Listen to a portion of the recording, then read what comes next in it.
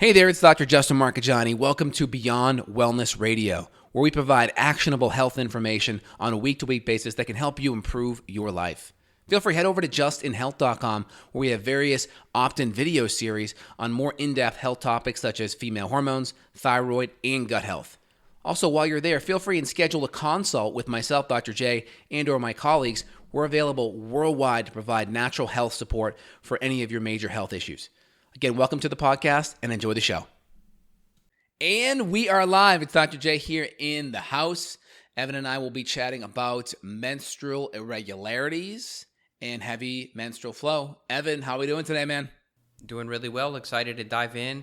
This is an issue that many women just deal with and they don't really get help with. They just assume that, hey, it's normal to have PMS. It's normal to have this happen with my cycle where this month it's 28 days, and then the next month it's 17 days, and the next month it's 36 days. And I mean, we hear these stories all day, every day.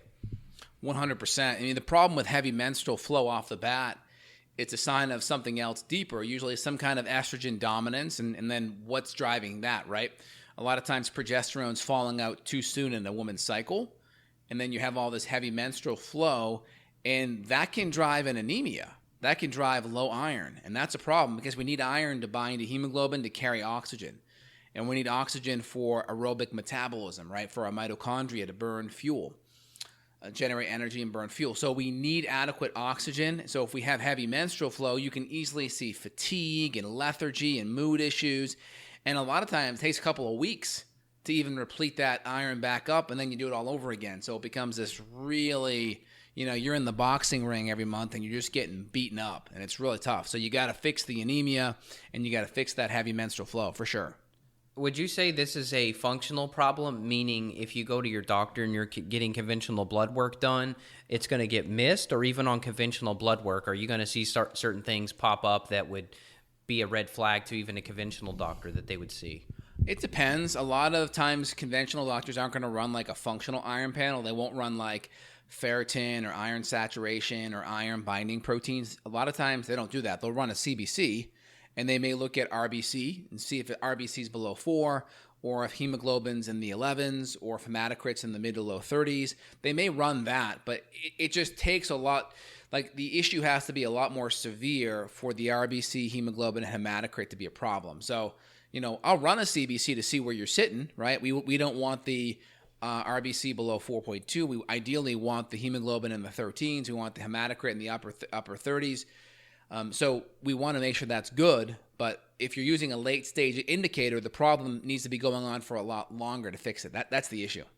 Okay. Let's go into symptoms briefly. I think this would be helpful for women because they'll say, okay, menstrual irregularity, how do you classify that? And then what symptoms would be associated with this? Are we talking the typical PMS issues where, there's breast tenderness stuff? Are we talking where the cycle is changing where, like I mentioned, some months it's 28 days, others it's 36, others it's 17? Are we talking headaches? What are we talking? Yeah. So let's kind of let's get some terminology stuff out here first. I'm not sure if it's an educational issue.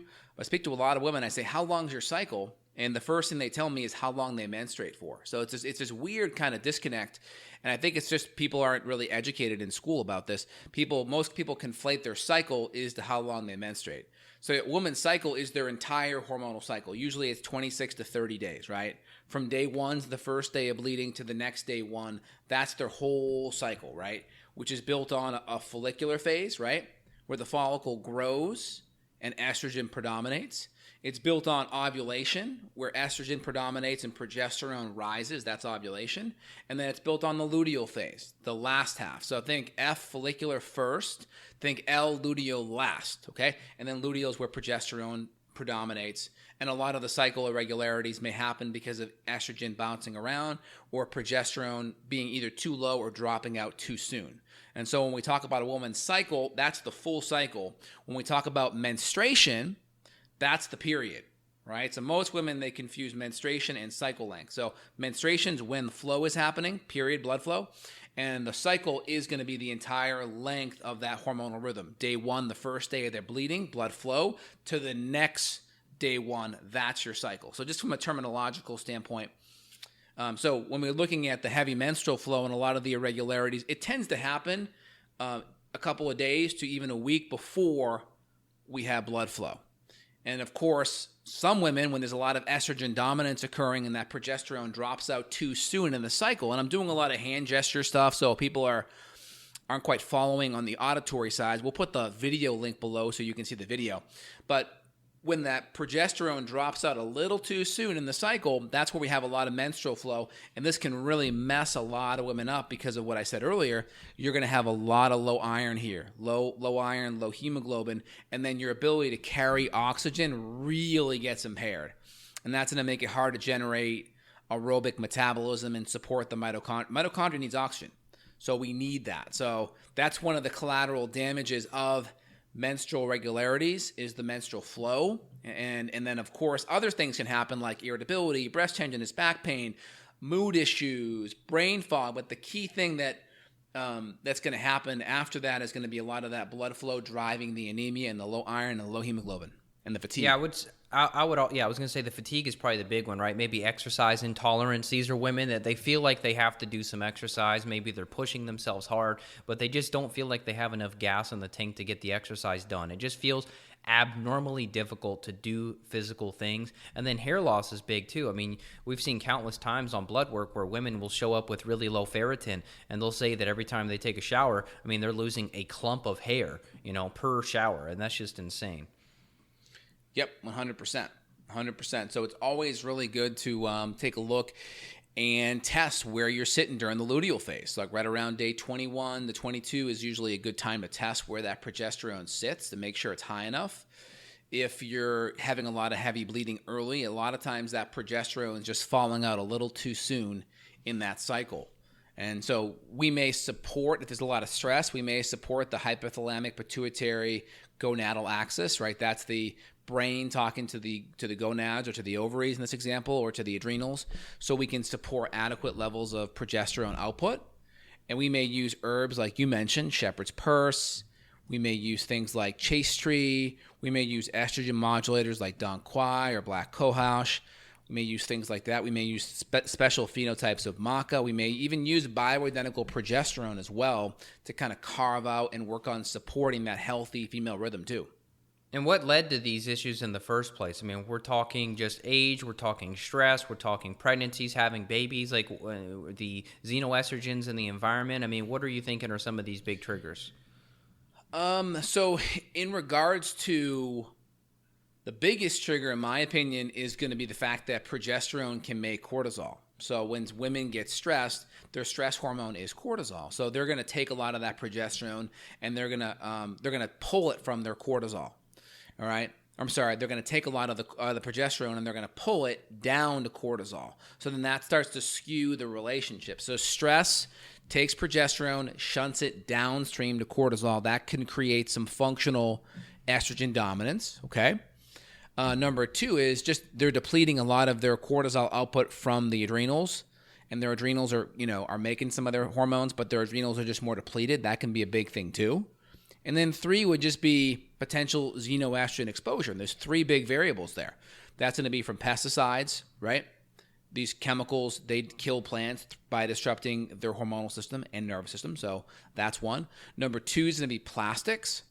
Plastic xenoestrogens, right? BPA, or even some of the BPA-free ones have other types of xenoestrogens that aren't good. And the third one is going to be hormones in meats, animal products, whether it's dairy, milks, beef, chicken, right? Just the hormones that are given to the animals to fatten them up. And so it's going to be plastics, pesticides, and hormones in the meat and animal products. So those are the big ones. So of course, eating organics is going to be good. Using Pyrex or glass containers is great, especially when heating. Plastic isn't that bad as long as everything's cool and isn't in the sun. Not as big of a deal. Once it's in the sun and you're heating it, forget about it. Especially a microwave, forget about it. Ovens, obviously, that's a no-brainer. And then, of course, pesticides. And the pesticides could be in the food. Okay, so organic helps that. It could also be in the water. So high-quality water filter, reverse osmosis, or at least a carbon filter will filter a lot of that junk out. Yeah, and people listening, they may say, God, why does everything have to be so complicated? It's like, well, we've just changed a lot. I mean, you mentioned the adrenal thing. Women now, where historically they were in the tribe and they had other women to help with the kids. Now you've got the And stay-at-home mom. And grandparents, man. Yeah. I mean, that's back in the day. Think about it. Grandparents would be like in their 40s and 50s probably, right? You have kids in your late teens. Your kids would have kids in their late teens. That puts you like, that puts your grandparents in their 40s, early 50s. And typically, you'd be out earning a living, paying for the home, and they'd be rearing the kids a lot. They'd be taking care of the kids. So there was a little bit less stress on the child rearing aspect of it because you had someone there. And then typically you didn't have a big mortgage. You didn't have all these. So usually one income was enough. So then, one person could help out with the family. Grandparents help raise the kids. One person required for the income. So there wasn't a ton of stress. And the income back then could be hunting, right? It could be hunting or fishing, right? It could be doing something where you're just really providing food and shelter, and that's it. That's all you needed. So our society has evolved and changed, and there's a lot more financial stress, and some people have to have two incomes to survive too, and grandparents are older and have their own health issues and can't really participate on the day in, day out of raising kids. So a lot of things have shifted. Yeah, well, then you go further back, and before there was even bills and currency, and you had the tribe that was hanging out with each other where you'd have, like you said, multi-generational tribes, and then you would have potentially other people that are related somehow or maybe not related. They're just part of the tribe. And, I mean, you read about these, hunter-gatherer societies where you've got women that would sometimes be nursing the children of that are not theirs, so there would almost be a shared motherhood experience. And now you've got the stay-at-home mom driving the minivan with the 3-4 kids, running them to the park and then doing the groceries and all that alone. So, I think a lot of the social isolation aspect is really big for this stress component you're talking about with this whole pregnenolone, progesterone, cortisol, everything getting robbed and diverted. And, it's like it's a big hormonal chaos, really. And it's because we know there was actually a study done on that isolation issue, and that isolation, being socially isolated, was comparable to like smoking a pack of cigarettes a day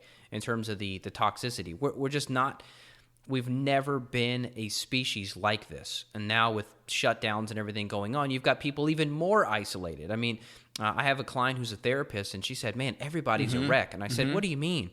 And she goes, well, because everybody's separated from each other, people are afraid to be next to one another. She said, I'm hearing all sorts of new symptoms for my clients. I thought, wow, that's really interesting. So what's the remedy? Well, you mentioned some of the herbs already, some of the adaptogens we'll use, and maca extracts and shepherd's purse and wild yam and cohosh and chase tree, and all those things are amazing. But I think at the end of the day, you've got to try to build some type of a community. Like Facebook moms groups are one thing, but you actually have to have like an in-person place where you can sit down with other people, have a conversation, let somebody else handle the kids' chaos for a minute while you can just relax. I think we're all just stuck in fight or flight, and that's really one of the big root causes is our nervous systems are just so turned on, and especially if you're watching the news, you're not turning off. And I think that's a big root cause outside of the environmental dietary pieces. Yep, I totally agree.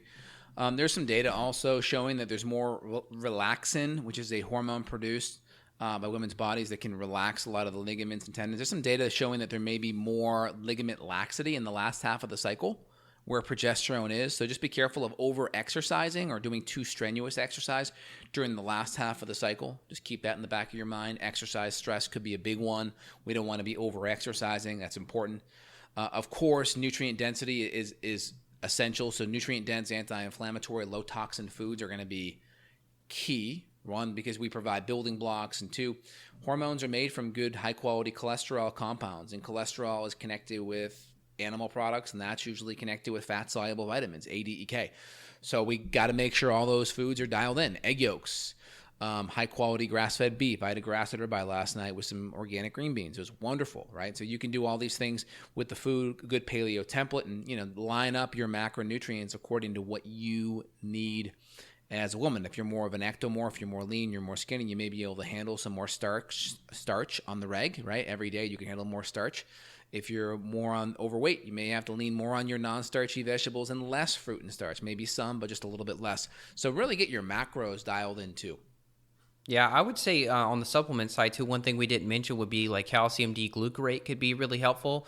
And then also, since we haven't gone down the rabbit hole yet on this podcast about it, we could briefly mention the gut and how the gut is involved in these hormonal issues, and how we've had many women that have had issues with their cycles that have spontaneously resolved just by fixing gut infections, because we've hit on this idea of the beta-glucuronidase enzyme being elevated, which causes the recirculation of toxins and hormones due to bacterial overgrowth. So if you're having menstrual irregularities and you're not addressing or looking into your gut, you could work on the diet piece all day and still have issues. And we have many women that have come to us that they've done a great job on the diet, but they're still suffering. And so that's where we dig deeper, and then something like calcium D-glucarate may be used, and it can do a lot of good really, really quick with the detox piece. Even for mold, it's been helpful. Yeah, so when we test a lot of these, we'll do a Dutch test, and we'll look at things like right around day 20 or so we can see where progesterone peaks out. And we'll also look at estrogen levels and estrogen metabolism. We'll look at 2-methoxy, 2-hydroxy estrogen. We'll look at methylation markers. We'll look at pyroglutamate and glutathione. So that can give us a pretty good window if we're impaired on the detoxification side, and we can add in phase 1, phase 2 detoxification support, whether it's B vitamins and antioxidants, or sulfur amino acids, or extra binders, or extra vitamin C, or extra fibers to kind of bind up some of that. That's a really good option to therapeutically support detoxification, as well as just help excrete extra hormones that may be laying around from some of the other reasons we chatted about. Yeah, absolutely. So the testing piece, Dutch is going to be important. I would say stool test is going to be important. Blood panels could be important. If we did have a history of like heavy bleeding, we're going to look into ferritin, do like a full iron panel. Potentially thyroid could be important as well. Organic acids, I would argue that'd be important too. We always run those for looking at the gut piece, the mitochondrial piece. If a woman's complaining of, major fatigue associated with this, well, is this related to the iron, or is this related to possibly the mitochondria as well that have gotten damaged by some sort of toxicity issue? So I think those would be top priorities. What about anything else? Are there any other tests that you would run to investigate this issue? Well, if there's a lot of insulin resistant issues, insulin's a big one. So if carbs are out of whack, we may want to look at insulin levels, make sure they're closer to 5 to 7 is ideal. If they're too high, there could be some resistance going on. Of course, I always get worried about PCOS, right? PCOS is primarily driven by high insulin, and then that can cause elevations in androgens and testosterone, and that can also cause an increase in something called prolactin. And prolactin can start to dysregulate the HPA-G axis, so that can kind of dysregulate the cycle. And again, that's all supported by getting blood sugar stable, right? Dysglycemia is a major hormonal stressor. And I ask women, don't jump into hormonal stress and start fasting and doing all this stuff. Get your blood sugar relatively stable, make up proteins and fats as the foundation of your meals, and make sure 100% you're getting enough nutrition. Go look at your chronometer or MyFitnessPal and look at your calories. Make sure you're getting enough. Make sure those calories are all nutrient dense, anti-inflammatory, low toxin. Make sure you're getting enough magnesium and potassium and high quality minerals. Very, very important. Well, you said it quick, so let me just restate it and confirm to make sure it's clear. You're mentioning fasting as potentially being a big stressor that could make this situation worse, correct? Because you're saying if a woman's already nutrient deprived, or she's having major issues, potentially too much blood loss, fasting is something that could throw off blood sugar balance, but also, as you mentioned before, there's no nutrition in starving. So you're saying in this case, 3 meals a day may be better than doing a fasting protocol. Yeah, the problem with fasting can help when there's insulin resistance, but one, there needs to not be a lot of blood sugar stress, meaning up and down, right? See, people think like, oh, if I have blood sugar issues, then fasting is great. Well, not if there's dysglycemia, because dysglycemia, it means your blood sugar's up and down and up and down. And every time it goes up, your pancreas kicks in. Every time it goes low, your adrenals kick in with cortisol and adrenaline. So there's stress on those glands. So the problem with that is you want to make sure you buffer that with healthy proteins and fats. It's like putting a fire going and putting twigs and paper on it. If you ever started a fire that way, you'd be feeding the fire every 30 minutes to an hour or even more, because the fire would burn out fast. So a log on the fire that stays there for hours is like proteins and fats. And most women, they metabolically keep their fire going with twigs and paper and gasoline. And you just can't, you're going to be next to the fire all day. Those are your grazers, okay? Or if you're trying to fast, well, eventually the fire is just not on. You're going to get cold, i.e. your metabolism is going to decrease. And if you're already nutrient deprived and now you're fasting and not getting enough nutrition, that's a problem. Now, of course, if you're going to fast and you're compressing your feeding window, the key mistake is not getting enough nutrients. So you have to get enough nutrients. Now, if you're doing it a day or two a week and you're already healthy and you're getting an overabundance of nutrients those other 5 days, of course your body can handle that, right? But most aren't in that overabundant state. They're already depleted, and that's where it's a problem. Yeah, and you're mentioning the grazers. I mean, these people are not grazing on grass-fed beef jerky typically. They're going to be grazing on, I don't know, maybe some gluten-free pretzels or something. I mean, it's going to be more of like a process thing. It's not going to be, I mean, maybe it is. Maybe you're grazing on macadamias or something like that, and you'd be okay. But in general, you want to be able to have 3 solid meals per day. I find once women do actually calculate how much they're eating, most of them are under-eating. Most are. And then also, I'm not a big fan of snacks. Snacks typically mean a carbohydrate, primarily a carbohydrate, macronutrient, and balanced meal. It's smaller and it's primarily carbs, and it's usually not enough. And a lot of times snacks can be used to compensate for a poor meal previously. So I like the word mini meal because it provides, hey, there's balance like a meal, meaning there's some protein, fat, maybe a little bit of carbs in there. Ideally, you're doing a mini meal because your next meal is just a longer gap. So like if you had lunch at noon, but you and your husband are going out to eat at 7, well, that may be a little bit long for you. So maybe you want like a good protein, fat kind of keto bar here, or a little mini smoothie like around 5 o'clock, right? To kind of give you a little bump so your blood sugar doesn't go super low until you feel good. Now, if you're healthy, you can maybe be able to handle it. If you have blood sugar issues, then maybe a little mini meal is good right there to provide balance. Does that make sense? Yeah, it does. It does. And you're mentioning too, like the meals should be nutrient dense enough to where you shouldn't have to snack. But yeah, I mean, I don't go much more than 5 hours. Yeah. I will start to get a little shaky. If I go 6-7 hours, it's too much for me. Yeah, also, just go to Chronometer, man. Just try to, like, put a sample meal. Like, people that do OMAD stuff, 1 meal a day, I'm like, dude, go to Chronometer and put all the things you have to eat in that one meal. And you tell me if you're getting 6 to 8 servings of vegetables. You tell me if you're getting 1.5 pounds of meat. You tell me if you're getting that much fat. It's really hard. Like, you're going to literally be eating probably for over an hour. Like, chewing. It's probably going to be hard. And you're probably going to feel really full, and you'll probably have to take a break. So that's why 2 meals is doable, but you really have to be like, there can't be slack in the meal. Like, it's got to be a very intentional, awesome meal, and you have to do it. 3 meals, it's relatively easy because you have, you have 2 really good meals and 1 pretty good one, and then you're there. 1 is very hard. Whew. Yep. Especially if you have tummy issues. If you have SIBO and you already have low stomach acid, well, now you're eating all that calories in one sitting. It's like, whoa, it's a lot. Yeah, and how would you possibly digest and assimilate all that without having any issues too? That'd be very, very difficult. It's harder. Now, people can do it if they have a really chill night and they can just sit around and relax for 2-3 hours and their lives aren't that stressful, right? But and their digestion's really good. They can maybe get away with it, but I think minimum 2 meals is going to just make your life easier. Yeah. I just want to point out that if you have menstrual irregularities, you may need to come in and do some specific herbs to address those, but sometimes this issue is in the same category as many other issues we've talked about, where it gets fixed as a side effect of just getting healthy, just running you through kind of our functional medicine workup, supporting and looking at adrenals, supporting and working on gut, the mitochondria, the nutrient absorption, the acid and enzymes, the probiotics. Sometimes just those simple steps fix this, but if they're having an issue that's not resolved, then we can come in with these extra tools.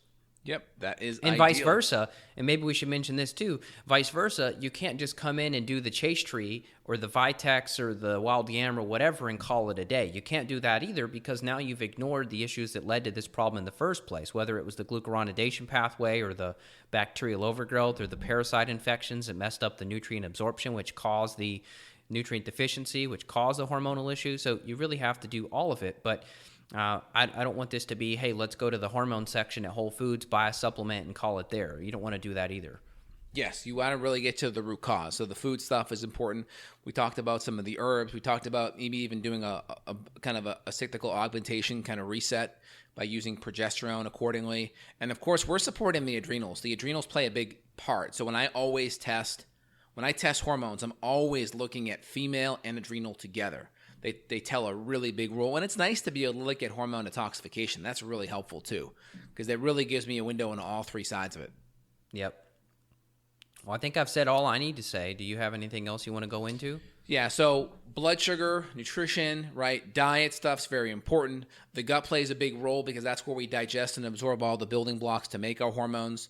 So if we have bloating or digestive issues, that could be a problem. Don't just get myopic on the female hormones. You got to remember the adrenals play a huge role. So female and adrenals.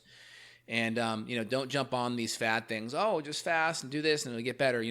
Get your nutrition, get your blood sugar, get it dialed in. And then if there's things like iron that's a problem in the interim, you really want to support that. I have a product called Iron Supreme. It's a bisglycinate iron. That's a really better iron. Or if you're more sensitive, a high-quality liver glandular is great. And then obviously eating a lot of high-quality red meat before and during menstruation if flow is heavy, just to really make up some of that extra iron if needed.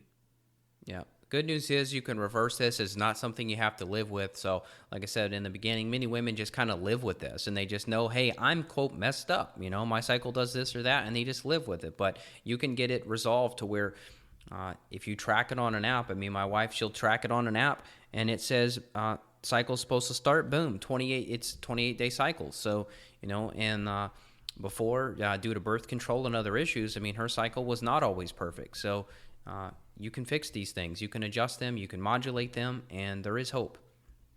100%. So if you guys want additional help and support, we are available worldwide. Feel free to head over to evanbrand.com. You can schedule a consult with Evan, or at justinhealth.com. You can schedule a consult with myself. We are there to help you. Click down below for links. And if you enjoy the content, give us a review. We really appreciate it. evanbrand.com/iTunes, justinhealth.com/iTunes, and share it with family and friends. And we appreciate you guys for joining. Take care, y'all. Take care. Bye now. Bye. Got a question for Dr. J? Go to beyondwellnessradio.com and click the questions button. Then tune in to hear the answer. Also, if you like the show, click below to review us on iTunes. For more Beyond Wellness Radio, go to beyondwellnessradio.com.